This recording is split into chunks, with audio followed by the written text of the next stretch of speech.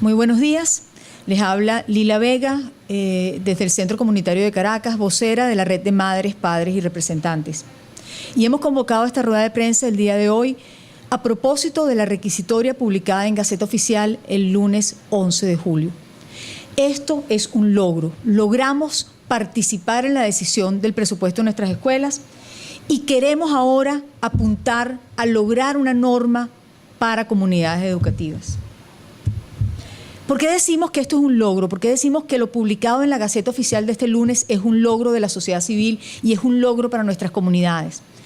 En primer lugar, porque se cumple lo previsto en la Constitución de la República Bolivariana de Venezuela, que habla de participación y protagonismo, de espacios en los cuales madres y padres nos comprometamos a lo que sucede en nuestras escuelas.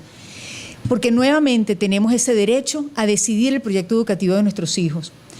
Porque eso nos involucra con nuestras escuelas, nos compromete, nos hace aliados de nuestras escuelas. Porque además cambia la relación de autoridad entre un director o un dueño de escuela que unilateralmente decidía el presupuesto, o peor aún, un funcionario sentado en la ciudad capital, en una oficina, que decidía el presupuesto de nuestras escuelas, a una relación en las escuelas en las que todos los miembros de las mismas tienen derecho a decidir el rumbo de la escuela.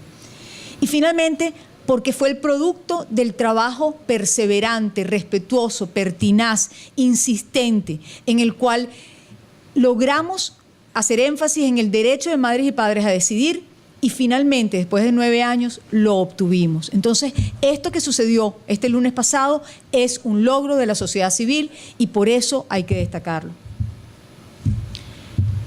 ¿Cuál fue el proceso que con tenacidad nos llevó a este logro?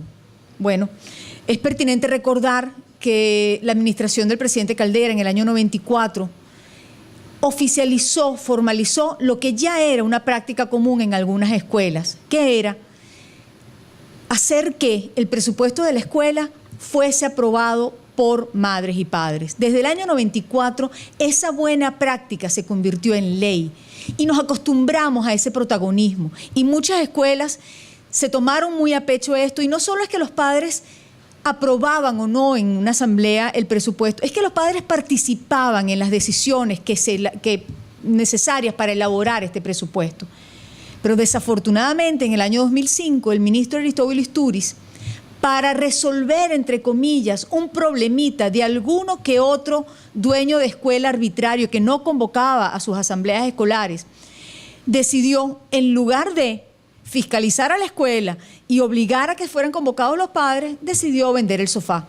Decidió quitarle el derecho a todo el mundo de hacer sus asambleas de padres. Esta nefasta decisión fue enfrentada por la Red de Madres, Padres y Representantes.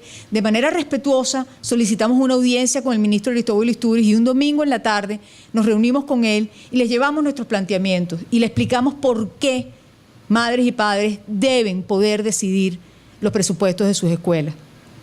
Como resultado de esa reunión, hubo una modificación parcial de esa resolución y desde ese momento en adelante se restituye la figura de la Asamblea de Padres, pero considerando a los padres como unos seres tutelados incapaces de tomar decisiones sin la mano del Ministerio de Educación. Y entonces, con una camisa de fuerza, se convocaban asambleas, pero la decisión la había tomado ya aquel solitario funcionario en una oficina del Ministerio de Educación en Altagracia, en el centro de la capital del país. Cambiaron todas las administraciones, varios ministros de Educación pasaron por el despacho y con mayor o menor éxito logramos comunicarnos con ellos, logramos solicitar audiencia y ser recibidos, con la excepción del ministro Héctor Navarro, que nunca nos recibió. Insistimos en el tema con las autoridades cuando era ministra la señora Marian Hanson y no logramos, aun cuando ella sí nos recibió, no logramos que se restituyera este derecho fundamental de madres y padres en las escuelas, pero hay que decirlo, también nos reunimos con el ministro Héctor Rodríguez. Él y su equipo ministerial dedicado a este tema, la viceministra Soraya Lachkar y el director de Comunidades Educativas Pablo Fernández, nos recibieron, escucharon atentamente nuestras observaciones, convocaron reuniones de trabajo para discutir el tema y se dejaron convencer con la contundencia de los argumentos que presentábamos. Esta resolución, esta normativa es producto del sentido común y es producto del trabajo y la persistencia en el exigir un derecho que madres y padres teníamos y se nos quiso arrebatar. Bueno, ¿cuál es el próximo paso? ¿Qué tenemos que hacer como comunidades educativas? En primer lugar, conocer la norma. Tenemos una norma nueva, tenemos que leerla, tenemos que entenderla. Tiene como ventaja, como virtud, que está bien escrita, está bien redactada, es clara y es buena, digamos, está suficientemente legible como para que cualquier papá o cualquier mamá en una comunidad educativa pueda entenderla. Está disponible no solamente en la página de la Gaceta Oficial, sino en otros espacios, y si no la consiguen, pueden escribirnos a la red de padres@gmail.com y solicitarla y nosotros se las enviamos de vuelta.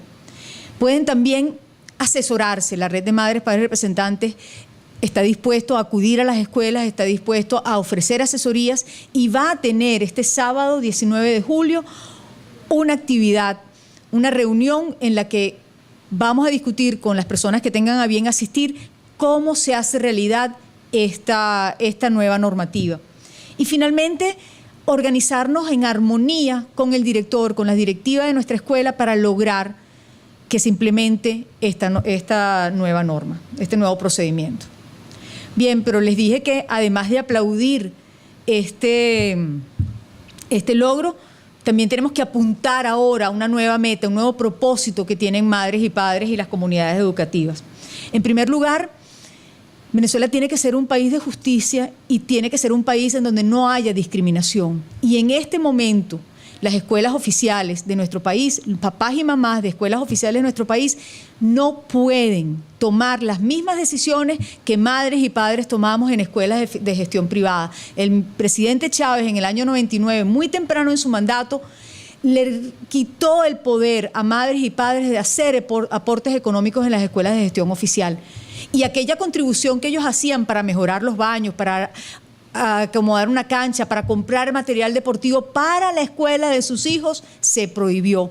Le estamos pidiendo a las autoridades del Ministerio de Educación que lo más pronto posible restituyan el derecho de esas madres y esos padres en las comunidades educativas de gestión oficial a poder decidir también sus proyectos educativos y el presupuesto que los acompaña. Es lo mínimo que podemos pedir en un país que habla de no discriminación. No podemos discriminar entre estos dos sectores de la educación. Pero también tenemos que apuntar hacia la modificación necesaria de la Resolución 58. La Resolución 58 es ilegal porque no fue consultada. Se venció además el lapso para su modificación y no fue revisada.